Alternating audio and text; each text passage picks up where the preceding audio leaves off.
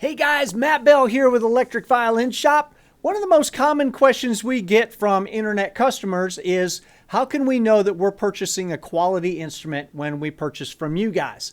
And the answer is, we do an evaluation process before we agree to carry any of these instruments that you see behind us.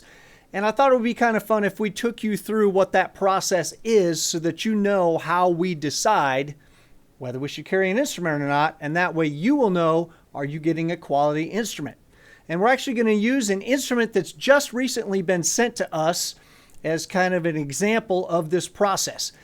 If you want to watch a longer spread out version of this with a conversation with the creator of this instrument, our Facebook Live on today, August 31st, 2022, you can check out our Facebook Live. It's going to be a much more extended version of this. This YouTube version, quite a bit shorter, just because, YouTube. So, talking about how do we evaluate new instruments, how do we do that? There are a number of metrics that we use, and those include tone. What's it sound like? What is the player experience? What does it feel like to play the instrument? How is the construction of the instrument? What's the pricing? Is there some originality to the design? How do we feel like the manufacturer is going to do from a customer service standpoint? And what's the overall appeal of this instrument to our customer base? So let's go through each of those. Tone, what we're looking for is we generally plug directly into a Fishman Loudbox or a Boss Katana. Those are two of the most common amps that our customers use. So we'll plug directly into that. No preamp, no wireless, no effects. Just is the rough, raw tone of this instrument pleasing to the ear. And we're going to listen to this instrument real quick right now so you can hear this David Perry instrument. Here's about a minute of me just kind of messing around, putting it through its paces a little bit.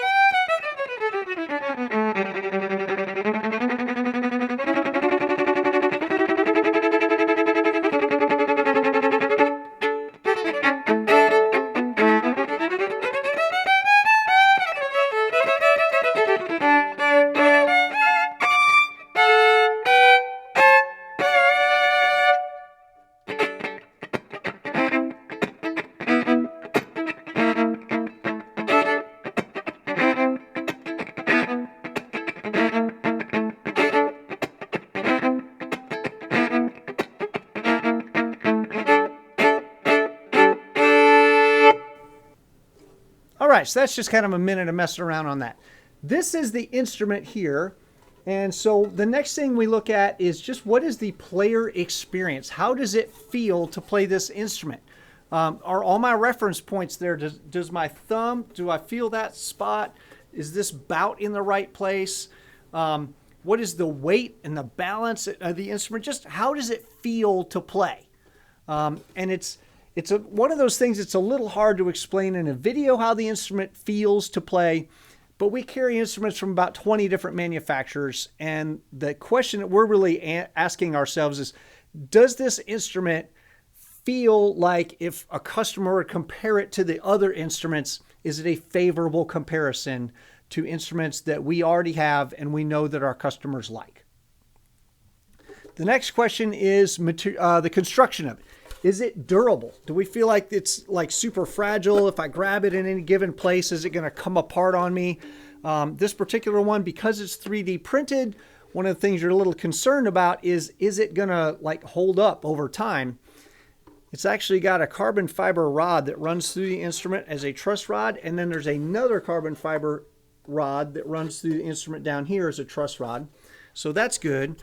We're kind of yanking on stuff to make sure nothing comes apart. We're looking at the way the screws go into the instrument. We're kind of evaluating, like, is this thing feel like it's going to be durable? Are we going to be able to adjust the curvature on the bridge? In this particular case, yes. In case we've got a customer that wants an adjustment there. do we feel like this instrument is repeatable? Did we get like the very best one he's ever made, and the next one is going to be, well, that one's not quite as good? So those are all just questions that we like to ask. The next question is in pricing. Like I said, we carry instruments from about 20 different manufacturers around the world, and we want to know if this is a $1,500 instrument, do we feel like it competes well with other $1,500 instruments that we carry? Or do we feel like, wow, this thing is way overpriced. It's a nice instrument, but we're really talking more like $700.